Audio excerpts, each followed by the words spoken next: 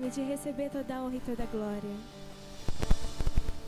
Eu provei e vi o mais doce amor que liberta meu ser e a vergonha desfaz.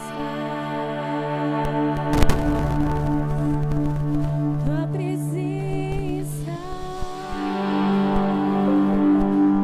Tu és bem-vindo aqui, Santo Espírito.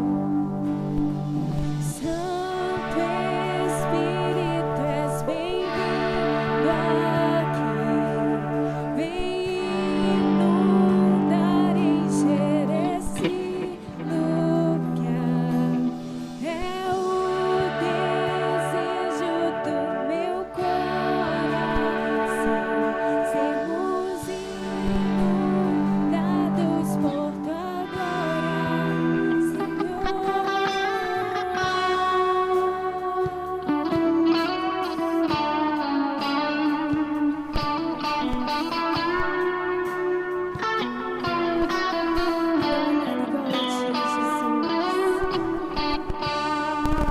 Não há nada igual, não há nada a que se compare a esperança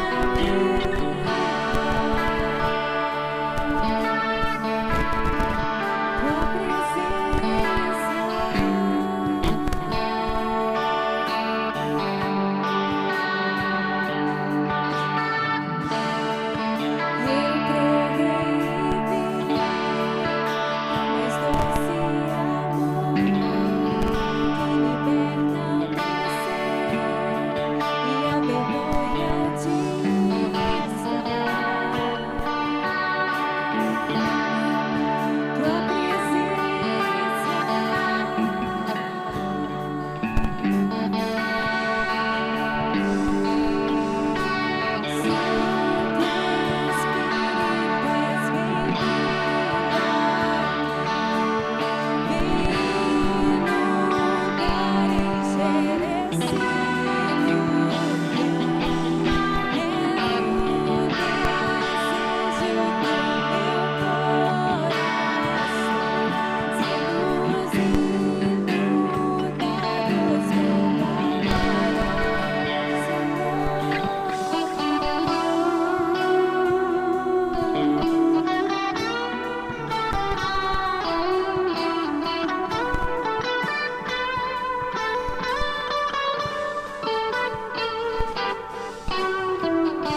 Vamos provar o quão real é tua presença.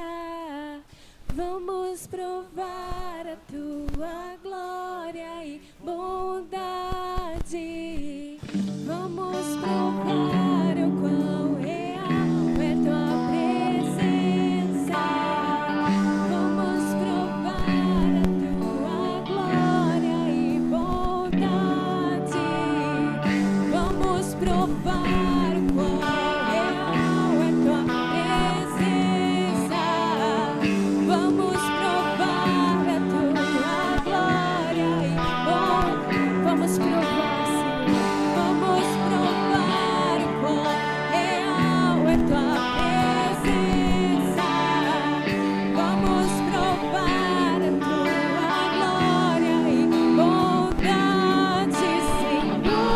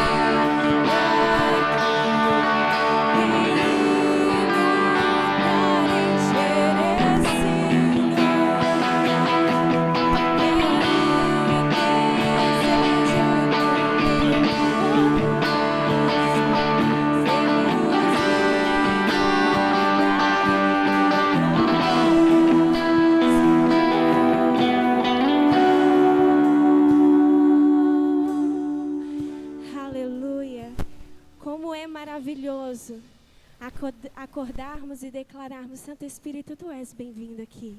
Tu és bem-vindo na minha vida, Tu és bem-vindo no meu dia, Tu és bem-vindo em cada tarefa que eu tenho que executar nesse dia.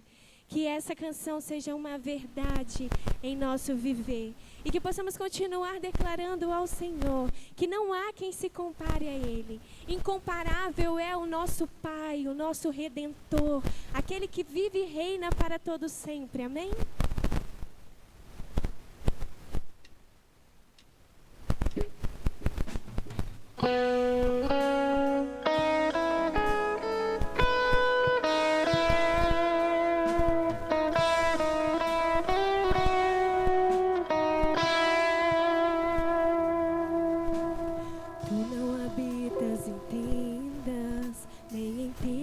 Feitos por mãos, eterno, perfeito, princípio e fim, acima das religiões, não há nada no céu, na terra ou no mar, semelhante a ti, Senhor.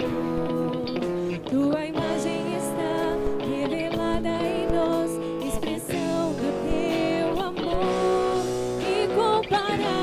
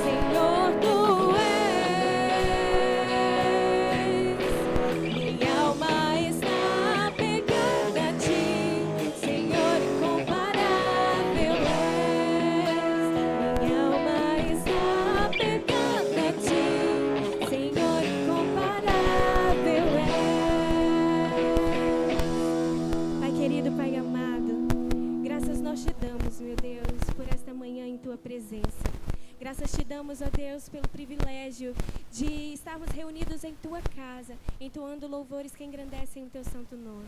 Pai, em nome de Jesus, nós reconhecemos nessa manhã que incomparável Tu és. E a nossa alma canta e clama pela Tua presença, ó Deus. Em nome de Jesus, continue falando aos nossos corações, através da mensagem. Continue, ó Deus, tocando em nossas vidas, para que possamos sair daqui totalmente transformados, da forma que nós entramos aqui. Perdoa, Senhor, as nossas falhas e os nossos pecados, e mantenha os nossos ouvidos atentos a ouvir a voz do Teu Espírito Santo. Em nome de Jesus, amém. Podem se sentar, irmãos. Amém. Bom dia, graça e paz, amém?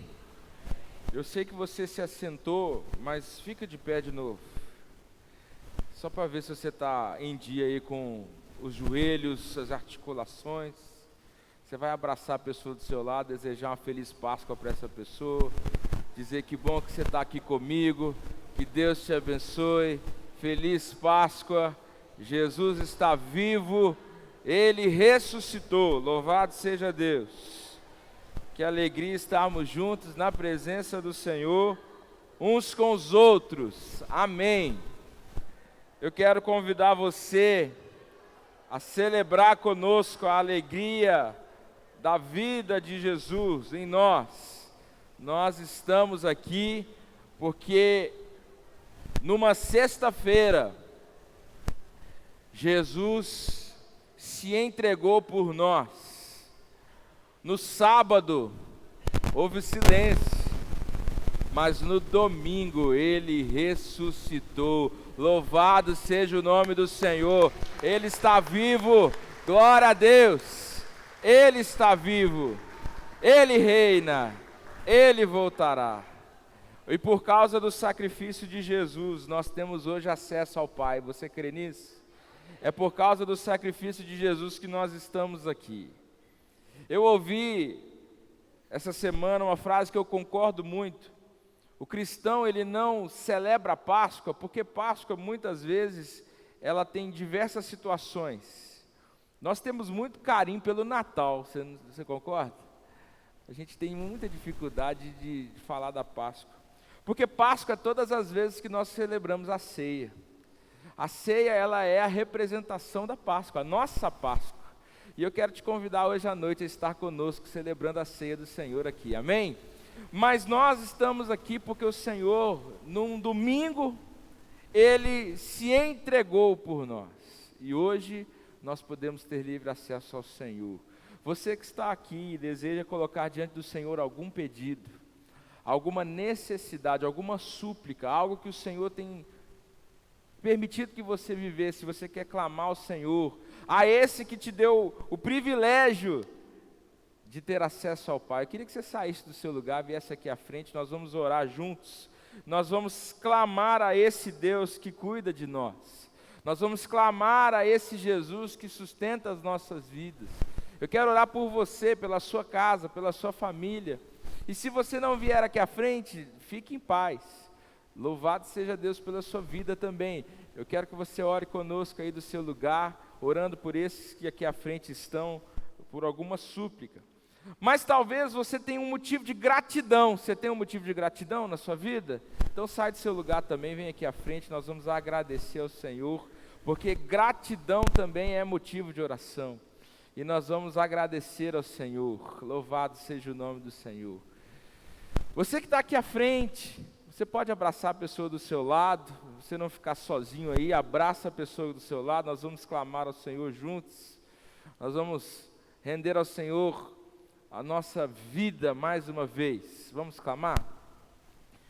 Senhor nosso Deus, nós te agradecemos porque há muito tempo atrás, o Senhor veio a esse mundo, num ato de esvaziamento, o Senhor se esvaziou, assumiu a forma de servo, tornou-se semelhante aos seres humanos, reconhecido em figura humana, se humilhou, foi obediente até a morte, morte de cruz. Mas o Senhor não ficou pregado naquela cruz. O Senhor foi sepultado, mas ao terceiro dia ressuscitou, como havia dito. E esse domingo é um domingo de celebração, que lembramos do que o Senhor fez na cruz, e estamos certos de que a morte não tem a última palavra sobre as nossas vidas. Nós temos a certeza de que o Senhor venceu a morte, e por isso nós cremos que o Senhor está vivo, que o Senhor reina, e o Senhor voltará para nos buscar. E nessa manhã nós celebramos o nome do Senhor Jesus, e é nesse nome que nós confiamos. Confiamos a nossa vida, a nossa família, as nossas necessidades nessa manhã, e rendemos ao Senhor as nossas vidas, crendo que o Senhor é poderoso para fazer infinitamente mais do que pedimos ou pensamos. O Senhor é o nosso sustentador, e nessa manhã nós rendemos as nossas vidas ao Senhor. Seja qual for a necessidade dos nossos corações, nós descansamos nos teus braços de amor.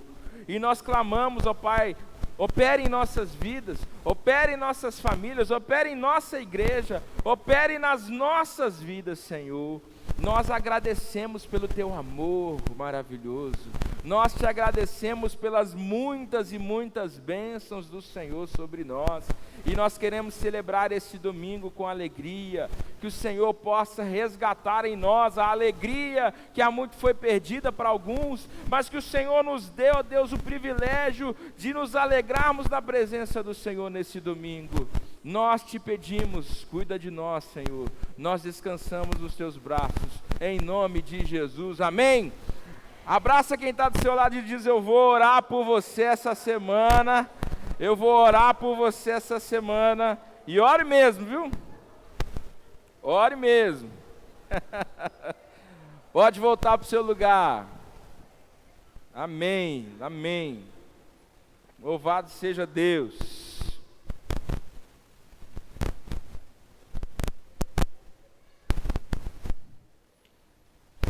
Abra sua Bíblia, por favor, em 1 Timóteo, capítulo 2, versículo 8 a 14. 1 Timóteo, capítulo 2, de 8 a 14. Nós hoje vamos continuar a série de mensagens, Uma Igreja Viva.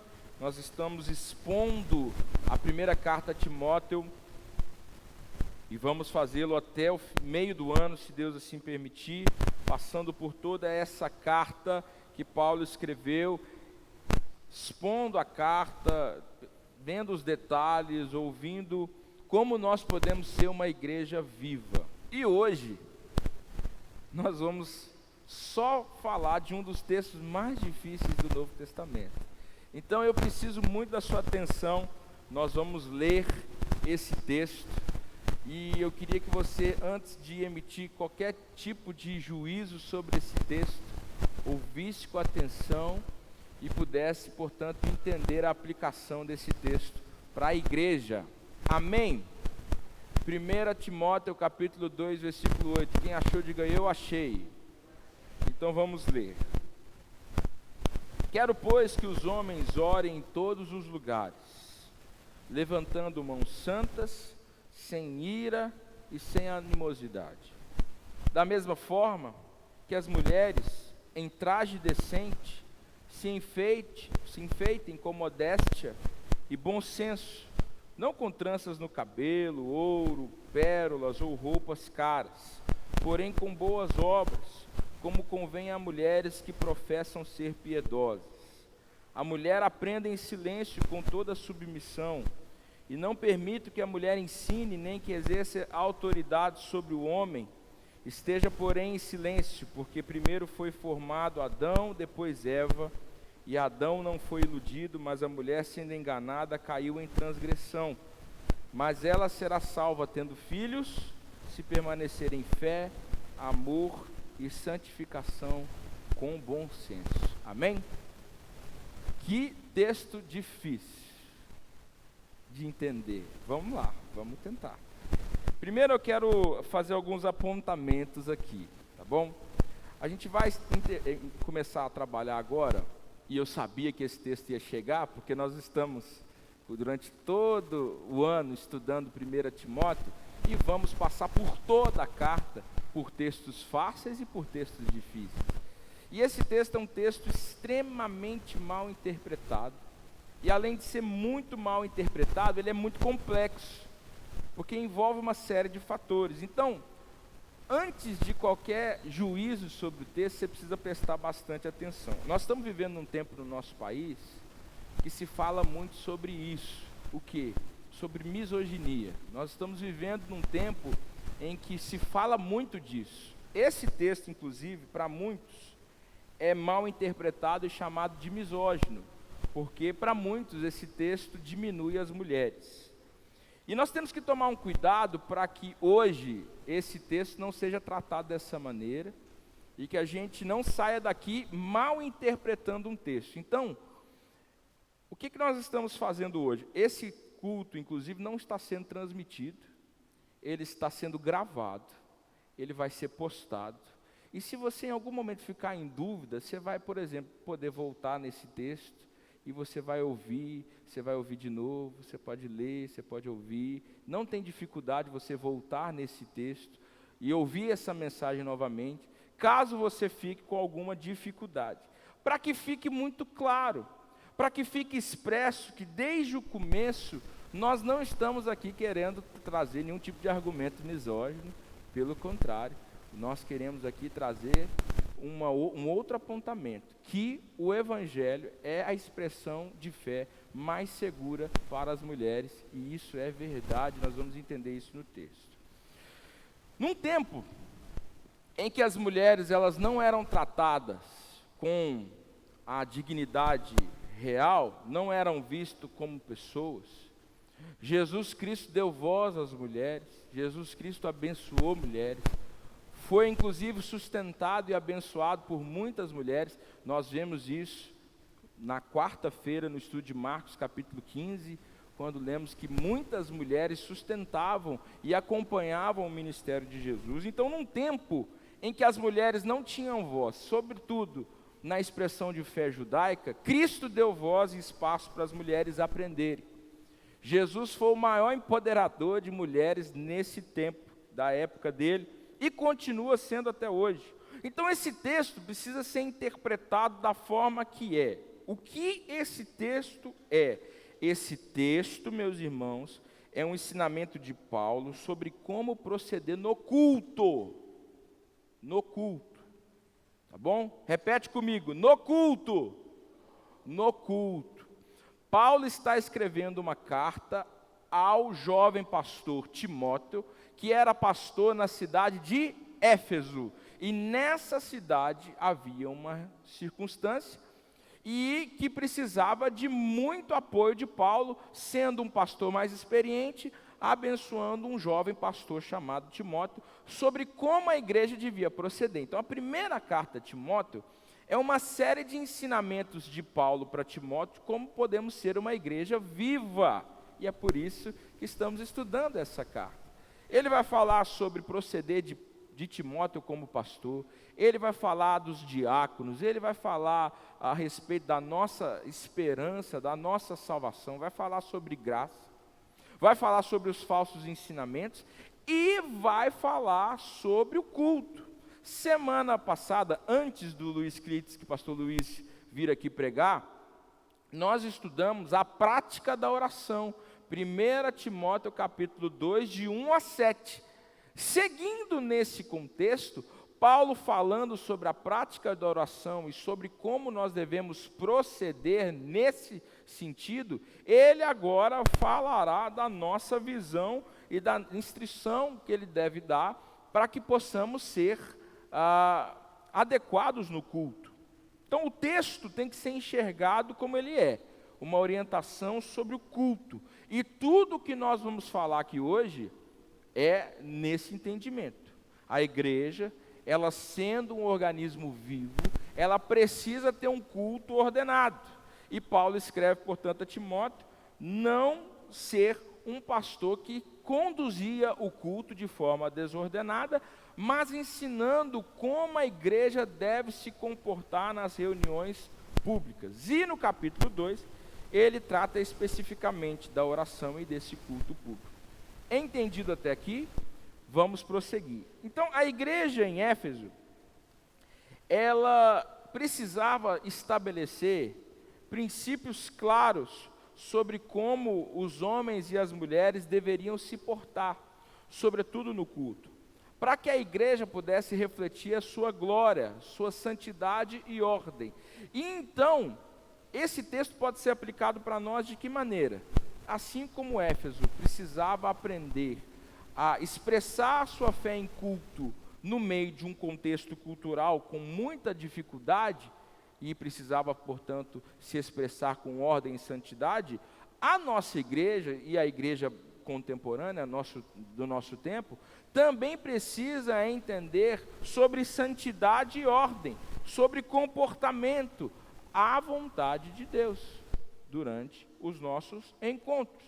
Então, hoje nós vamos entender que uma igreja viva, ela se manifesta num culto ordenado, num culto santo, num culto coerente, com o caráter de Deus sendo expresso.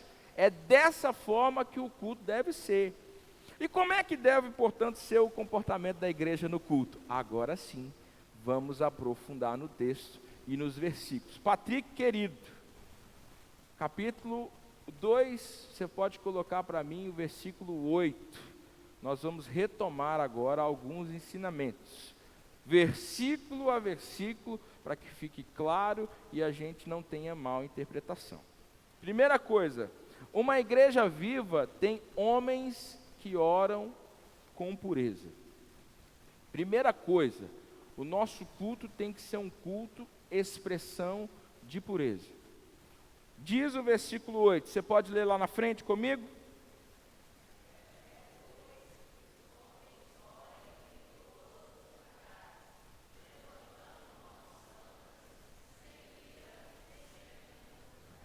Muito bem, então a primeira expressão aqui se refere aos homens. Haja visto que eles representavam as famílias como sacerdotes do lar. Essa expressão, na última mensagem, foi tratada inclusive sobre a prática da oração. Como nós devemos orar? Orando de 4 expressões de oração: súplicas, orações, intercessões e ações de graça.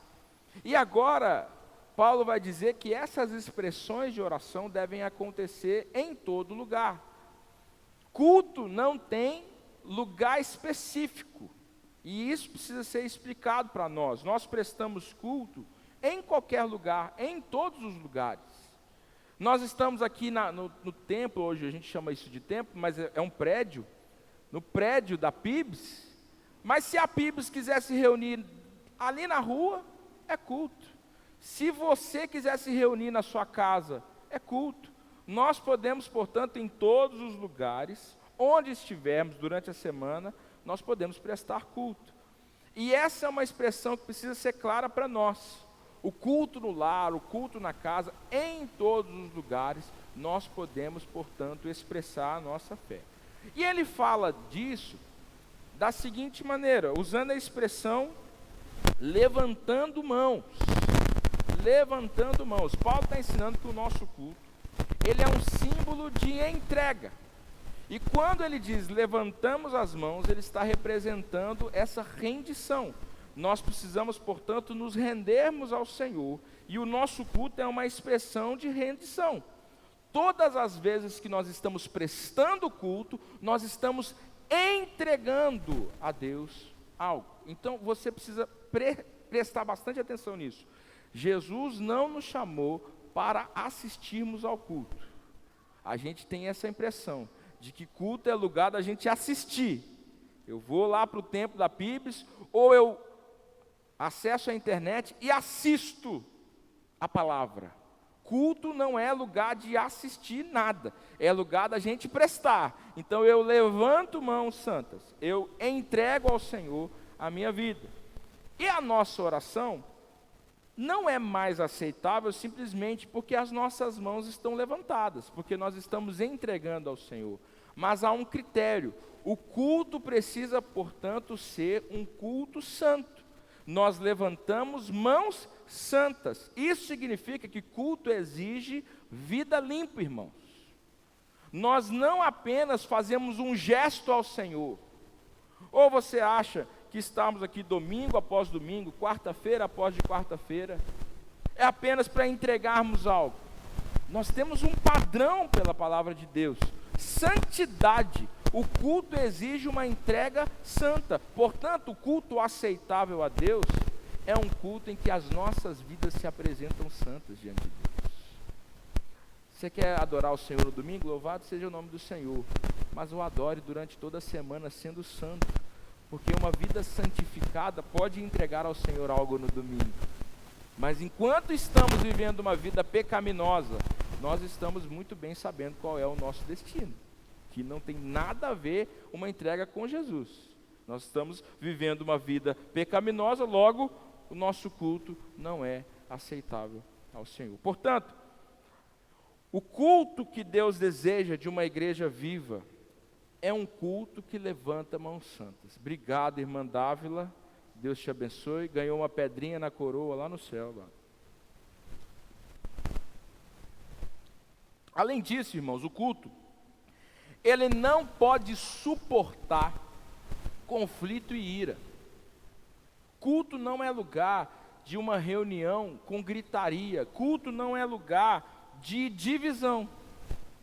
Uma igreja viva é uma igreja que presta um culto, que levanta mãos santas, diz o texto, sem ira e sem animosidade. Isso significa que conflitos interpessoais dentro de qualquer relação bloqueia a comunhão. Então, nós como igreja viva não podemos permitir que os conflitos interpessoais bloqueiem a nossa oração. Nós somos um povo santo. Nós não podemos brigar no pátio da igreja e prestar culto aqui.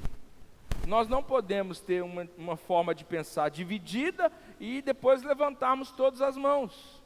Isso não é aquilo que Cristo deseja de nós. Então Paulo está ensinando para aquela igreja de Éfeso que o problema não era orar, porque aquela igreja orava, mas como aquela igreja orava. O problema não era cultuar, porque aquela igreja cultuava, mas como essa igreja cultuava. Nós não podemos oferecer ao Senhor o nosso culto com o coração sem estar puro. Nós não podemos oferecer ao Senhor um culto com o coração contaminado. É preciso, portanto, oferecer um culto em santidade. E essa autoridade que nós temos na vida começa com uma entrega diante de Deus, um coração limpo. Muitos homens pensam ter autoridade em casa, mas a autoridade começa, em primeiro lugar, meus irmãos, com uma vida com Deus. Às vezes a gente pensa que a autoridade é levantar a voz, é se impor. A autoridade de qualquer homem, de qualquer pessoa, está na sua vida com Deus e na sua entrega santa de um culto agradável ao Senhor. Então o que nós precisamos pedir como igreja? Que Ele nos faça puros diante dEle. Que o nosso culto seja uma expressão de santidade. Que a nossa espiritualidade não seja de fachada, mas sincera. E por causa disso tudo, ele agora vai continuar falando também orientações às mulheres. E esse é o problema do texto para muita gente, porque é um texto que para muitos cerceia a oportunidade da mulher participar do culto, e nós vamos ver que não é bem assim. Leamos, portanto, versículo 9 e 10, diz assim, eu lerei: da mesma forma que as mulheres em traje decente se enfeitem com modéstia e bom senso, não com tranças no cabelo, ouro, pérolas ou roupas caras, porém com boas obras, como convém a mulheres que professam ser piedosas. Paulo não está proibindo você, mulher, olhe bem para mim, de colocar um brinco, de usar trança. O que Paulo está dizendo aqui é o excesso de ostentação, o que era a realidade das mulheres de Éfeso. Porque as mulheres de Éfeso, elas tinham, sobretudo as mulheres mais ricas, uma forma de vestir ostentosa. Elas tinham o costume de se enfeitar, como diz lá em Minas, desculpa a palavra, se empiriquitar toda, né? Para que pudesse, portanto, nessas roupas, nessa forma de vestir, parecer ser alguém além do que o outro. E Paulo está falando nesse contexto cultural, de gente que em excesso queria aparecer. Irmãos, culto não é lugar da gente querer aparecer. Quem tem que aparecer no culto? É Cristo. Cristo é a razão de estarmos juntos. Portanto, Paulo dá um alerta: mulheres, toma cuidado, porque pode ser que a forma que você está se vestindo não está glorificando a Deus no culto. E isso é claro. Ah, pastor, mas aí pega pesado com as mulheres e os homens. Eu acredito que nesse sentido, a fala do Paulo é para as mulheres, mas nós podemos extrair para nós também, homens, o que nós devemos fazer. O verdadeiro adorno de alguém, sobretudo da mulher cristã, não está na roupa cara que você compra, querida, mas está numa vida com Deus. Está Como diz o versículo 10, por favor, versículo 10, numa vida que expressa boas obras, como convém a mulheres que professam ser piedosas. Qual é o adorno que você, mulher, precisa se revestir? Não é uma bolsa cara, não é uma unha bem feita, não é um brinco de ouro, não são as tranças e os enfeites. Paulo está dizendo que a melhor maneira da gente se adornar, sobretudo as mulheres, é com as boas obras. Então ele faz um contraste. O texto é claramente um contraste. Enquanto de um lado nós temos mulheres na cultura de Éfeso que se enfeitavam, que valorizavam a beleza externa, Paulo está dizendo que a beleza da cristã está interna. Enquanto muitos valorizam, portanto, o que vestem, nós precisamos valorizar o caráter. E esse é um alerta para nós. Culto não é lugar de competição de quem veste mais bonito. Se o seu coração, mulher, fica desse jeito, preocupado, quando você chega no culto, você vê a irmãzinha com a mesma roupa que você, aí você fica com o coração pesado, poxa vida, eu escolhi bem a roupa, e aí tem alguém lá, o coração está no lugar errado, porque não é para isso que Deus nos chamou. Da mesma maneira, nós não glorificamos a Deus quando as roupas que vestimos expõem muito mais o corpo do que um caráter cristão. Portanto, a mulher, em qualquer contexto, precisa se vestir conforme a palavra de Deus nos ensina, de forma piedosa. Nós precisamos entender esse alerta para nós, que a verdadeira beleza que nós temos é uma beleza espiritual. Deus não se impressiona com a nossa aparência, queridos. Diante dele nós somos pó. Mas ele vai se agradar da vida daquela mulher que tem um caráter cristão.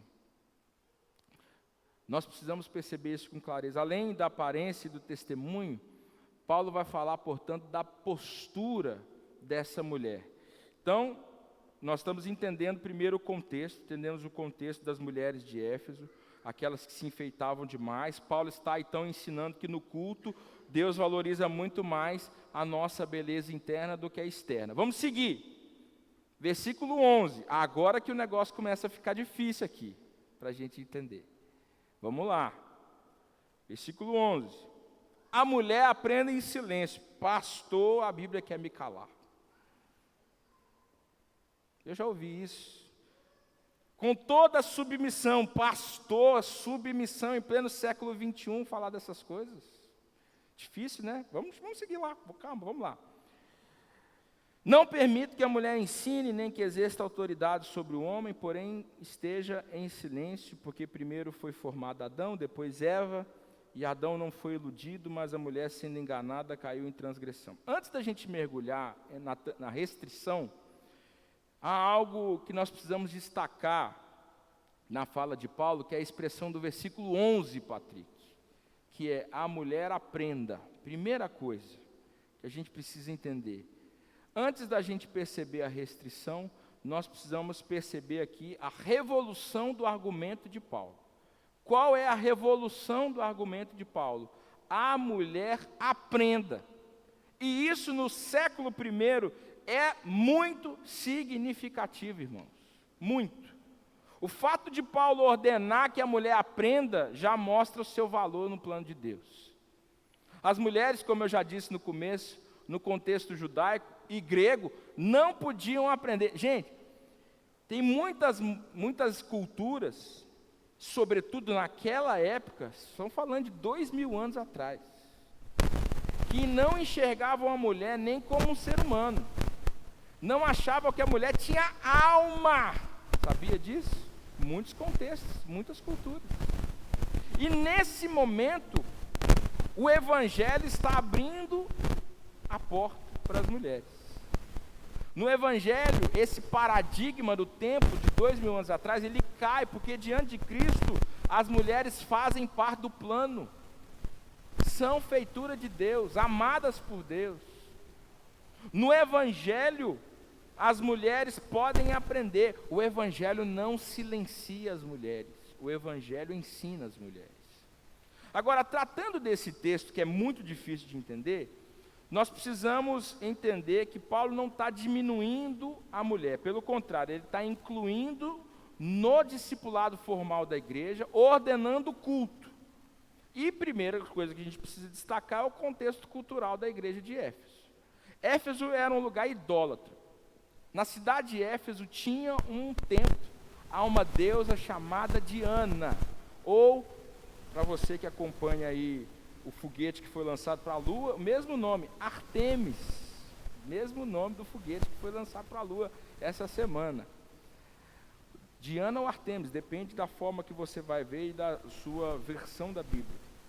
Nesse contexto, as mulheres de Éfeso, elas se prostituíam para chamar a atenção da deusa Diana e recolher fundos para essa deusa, para sustentar aquele lugar de culto. Então é nesse contexto cultural, em primeiro lugar, eu vou falar da cultura, mas eu já quero adiantar que nós não estamos só presos a ela, tem uma outra questão aqui.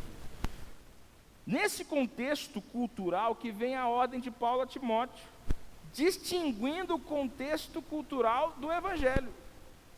Então, era esse o contexto. Nós tínhamos, então, mulheres que se prostituíam para chamar a atenção de uma divindade, e isso no contexto cultural da cidade era muito forte. Agora, a palavra que Paulo usa para silêncio, a mulher aprenda em silêncio, na nossa João Ferreira de Almeida, a nossa versão bíblica em português, ela tem uma dificuldade. Porque a mesma palavra, no versículo 2 do capítulo 2, é citada de uma outra maneira. No versículo 2, quando Paulo fala que nós precisamos orar pelas autoridades para que vivamos vida mansa e tranquila, essa é a mesma palavra usada e traduzida aqui no versículo 11 para silêncio. Tranquilo, silêncio. Então, silêncio aqui, para nós que lemos a Bíblia em português e não no original, para nós pode parecer que a mulher tem que ficar muda, calada, silenciada. E não é isso que o texto está nos ensinando. Que a mulher precisa ter uma atitude de tranquilidade em comparação com as mulheres que adoravam as divindades em Éfeso. Nós temos uma outra atitude. Enquanto as mulheres de Éfeso tinham que gritar e chamar a atenção e se vestir de uma forma quase nua para poder chamar a atenção, as mulheres deviam viver tranquilamente no culto. Espírito ensinável, postura de respeito, totalmente diferente das mulheres daquela época. E esse é o texto. Em contrapartida, onde as sacerdotisas faziam barulho, e nós vamos ver um pouquinho mais à frente que os falsos mestres da igreja queriam deturpar o casamento e deturpar a forma como as mulheres se portavam, Paulo traz as mulheres de volta para o plano e inclui elas de forma formal no discipulado. Paulo pede, portanto, às mulheres uma postura tranquila. John Stott, ele explica esse texto dizendo que não é um silêncio absoluto, mas uma atitude de receptividade e submissão no ensino apostólico. Agora, nós também temos muita dificuldade pelo nosso contexto com a segunda palavra que Paulo diz aí, que é a questão da submissão. Mas você que é esposa de um marido abençoado, você consegue perceber que submissão não é inferioridade? Você consegue olhar para a sua vida conjugal e perceber que ser submissa, na realidade, não é um problema, mas uma bênção para aquela mulher que tem um marido abençoado? Na Bíblia, irmãos, submissão é reconhecimento de ordem de Deus e cooperação com o propósito de Deus. A submissão não fala do valor da mulher, mas fala de uma esfera de cuidado que vem do próprio Deus.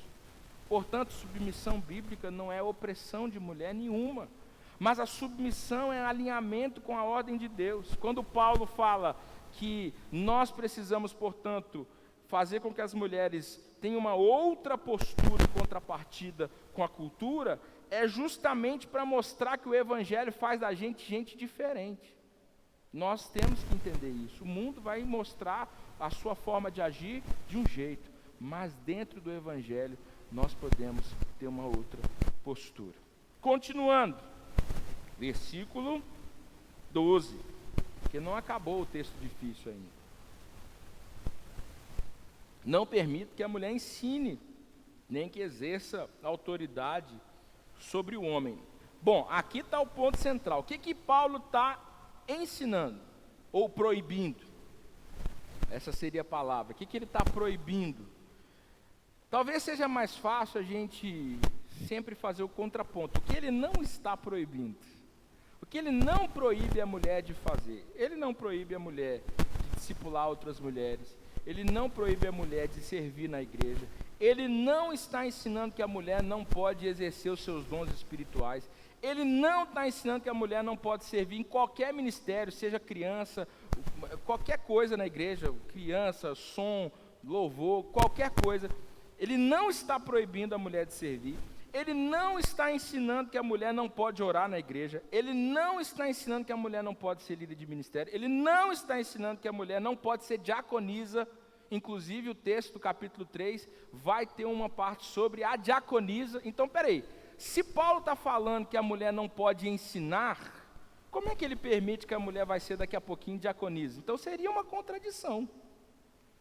Como é que ele ia explicar, portanto, se fosse uma proibição total, as muitas líderes da igreja que ele mesmo, Paulo, cita em Romanos 16, quando ele recomenda Febe, quando ele recomenda Priscila, quando ele recomenda Lídia, quando ele fala de Dorcas, ou tem um encontro com Dorcas, Maria, Trifena, Trifosa, várias outras mulheres que ele cita em Romanos 16. Como é que ele explicaria isso? Seria meio contraditório para Paulo, não seria?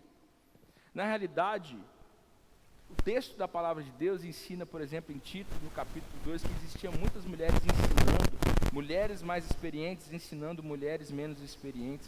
Nós vemos, por exemplo, em Romanos 16, que eu acabei de citar, várias mulheres servindo a igreja. Nós vemos, por exemplo, em Atos 21, mulheres profetizando, ensinando a palavra de Deus.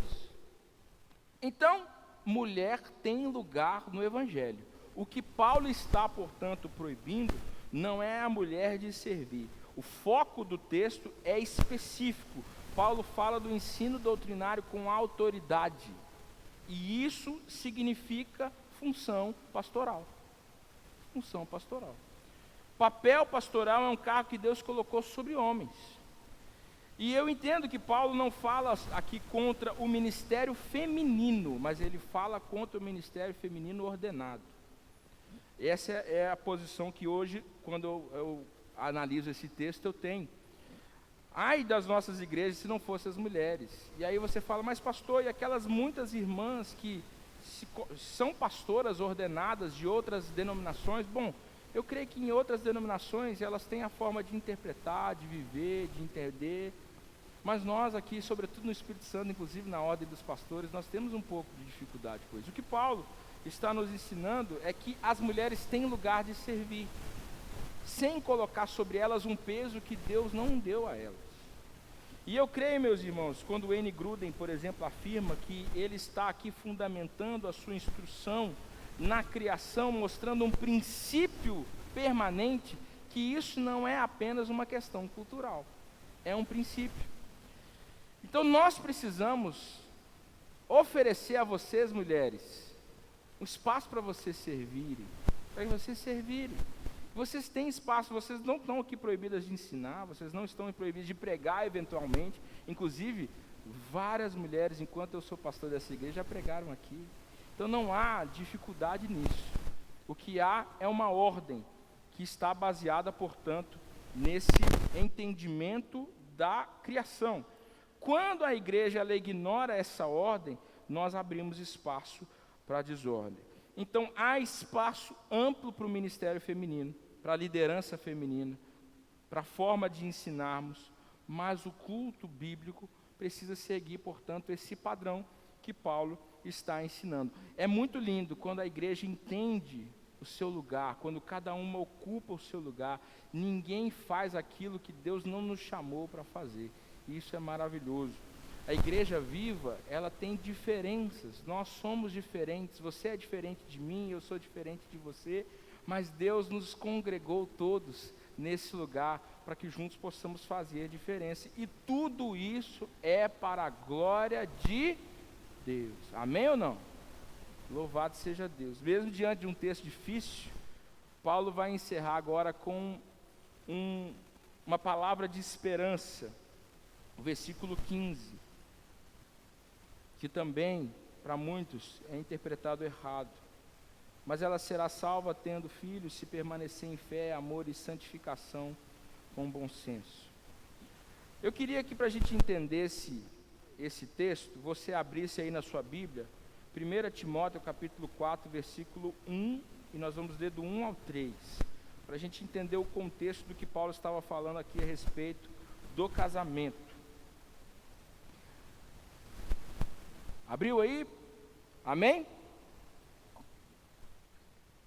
Diz assim: ora, o Espírito afirma expressamente que nos últimos tempos alguns apostatarão da fé por obedecerem a espíritos enganadores e a ensinos de demônios, pela hipocrisia dos que falam mentiras e que têm a consciência cauterizada, que proíbem o casamento e exigem a abstinência de alimentos que Deus criou para serem recebidos com gratidão pelos que creem e conhecem a verdade.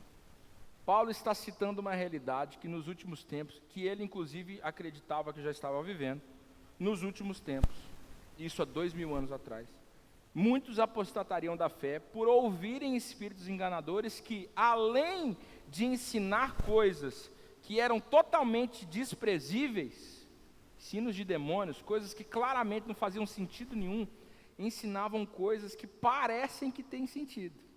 E aqui o texto, num deles, fala que proíbem o casamento.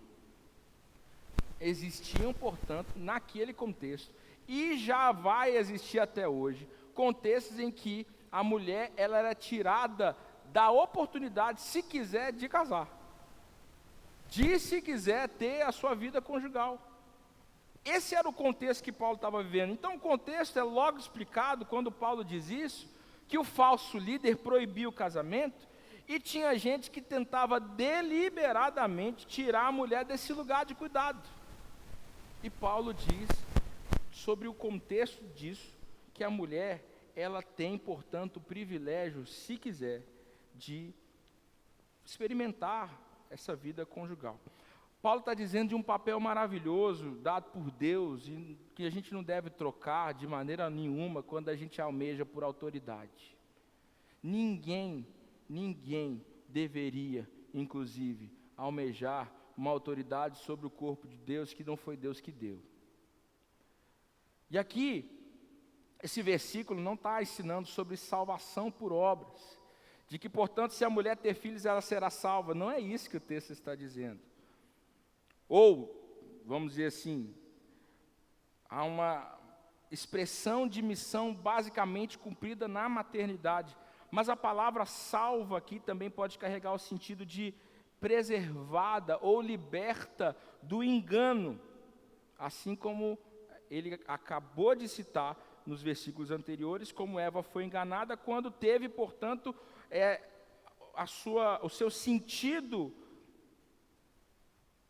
de vida confundido pela serpente. E aqui Paulo diz que a mulher, portanto, ela é preservada do erro quando ela foca em sua missão santa, seja na igreja, seja no lar. E em vez de se deixar levar por doutrinas estranhas que proíbem o casamento, que tiram a mulher dessa oportunidade, a mulher, portanto, pode permanecer em fé, amor e santificação com bom senso, preservada quando ela assume o seu papel de mulher. Portanto, irmãos, o ponto principal aqui é que a mulher ela é chamada para preservar em fé, amor e santidade. O valor não está num papel específico, mas na fidelidade a Deus. Quando ela se torna fiel ao Senhor, inclusive na missão pela qual ela foi criada. Mais importante do que um cargo que a gente ocupa, mais importante de que a autoridade sobre o corpo de Cristo que a mulher poderia ter, sendo líder ou ordenada a qualquer outra coisa, nós precisamos perceber que o nosso maior valor é quando nós vivemos diante de Deus com fidelidade. O nosso chamado é para constância diante de Deus, quando temos uma vida espiritualmente marcada pela obediência ao Senhor. Então, esse é o texto, um texto muito difícil, um texto muito complicado, mas a minha oração é que hoje a gente perceba algumas coisas. O que esse texto está nos ensinando sobre ordem, santidade e obediência à palavra? Eu creio que o texto está nos convidando a algumas coisas nessa manhã, irmãos. Primeiro, a pensar como está a nossa postura na igreja. Como nós estamos vivendo a nossa vida no culto. Como está a nossa cultura, a forma que a gente está vivendo? Ela está se amoldando aos padrões de Cristo ou se amoldando aos padrões do mundo? Quando a gente cultua, a gente está simplesmente participando de um movimento religioso ou nós estamos entregando mãos santas? Outra coisa que eu penso, nós estamos valorizando as nossas mulheres? Segunda coisa sobre esse assunto, nós estamos entendendo o propósito de Deus para cada uma das nossas mulheres? Você, mulher, tem colocado o seu coração diante de Deus, confirmando aquilo que Cristo está te ensinando desde o princípio? Eu creio que Deus está nos chamando a tomar uma atitude hoje, como uma igreja viva, a ajustar o nosso coração. Entender que igreja não é um lugar onde eu vou expressar a minha forma de viver. Ou que o culto é simplesmente um resumo do jeito que eu quero entregar ao Senhor. Mas que o culto tem um padrão, que o culto tem uma forma de ser entregue, e que essa forma de ser entregue deve ser de acordo com a palavra de Deus. Portanto, que nós entreguemos ao Senhor as nossas vidas, e entendamos que de maneira nenhuma nós estamos aqui para fazer um discurso contra nenhum tipo de mulher, mas que nós estamos aqui para cuidar e abençoar o povo de Deus, em nome de Jesus. Que você, mulher, possa sair daqui com o coração, ao invés de balançado por conta do seu texto que lemos, mas que você possa sair daqui com o coração tranquilo, em paz, sabendo que tudo isso é simplesmente porque Deus deseja cuidar do seu coração, que Ele deseja cuidar da sua vida e abençoar você como igreja, em nome de Jesus. Amém? Texto difícil, né, irmãos? Vamos ficar de pé, vamos cantar ao Senhor. A gente não pode pregar só texto fácil, a gente tem que pregar texto difícil também. Eu quero te convidar a hoje à noite estar conosco, às 19 horas, hoje à noite, uma palavra especial, um culto maravilhoso, ceia do Senhor, culto que vamos lembrar do verdadeiro sentido da Páscoa, e você pode, portanto, trazer um convidado para estar conosco, se assim você desejar. Feche seus olhos, vamos orar. Senhor nosso Deus, nossa primeira expressão dessa oração é de confiança no Senhor. Nós não acreditamos que o Senhor erra, porque a Tua palavra, ela tem defeitos. Pelo contrário, a Tua palavra é inerrante, infalível. Nossa regra de fé e conduta, nós cremos na palavra do Senhor, que nos orienta, que nos ensina como viver, inclusive como nos portar nos cultos.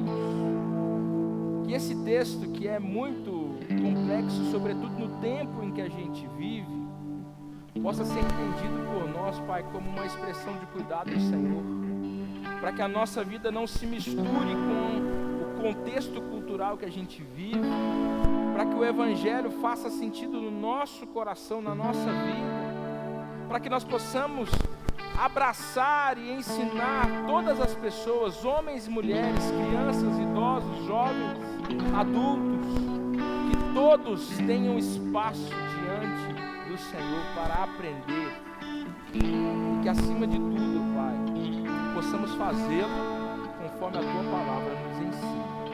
Em nome de Jesus. Amém e amém. Vamos cantar, encerrando esse culto. Quero agradecer você que nessa manhã de domingo esteve aqui conosco. Te espero hoje às 19 horas. Vamos cantar essa canção. E os irmãos que vieram preparados com seus dízimos e ofertas, enquanto entoamos esse último louvor, que você tenha liberdade de trazer ao gasofilácio ou ofertar de forma online no QR Code dos bancos.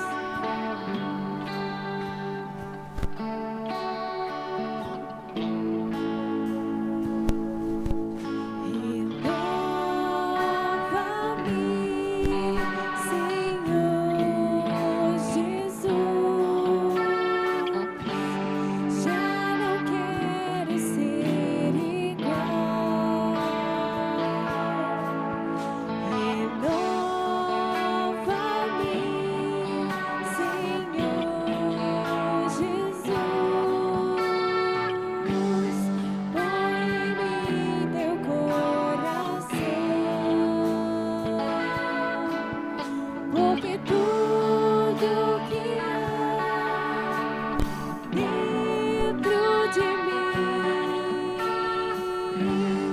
necessita ser mudado, Senhor.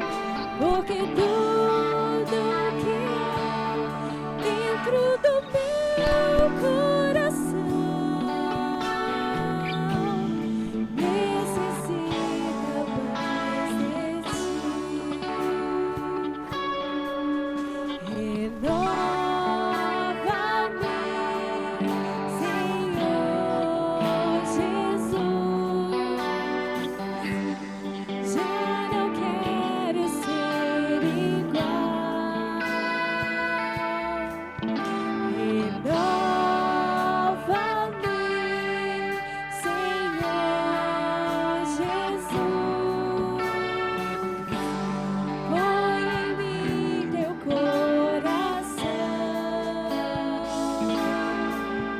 porque tudo que há dentro de mim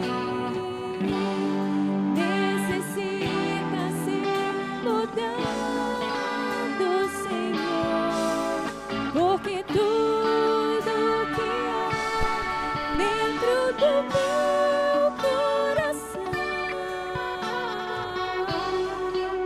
necessita mais de ti, necessita mais de ti, necessita mais de ti,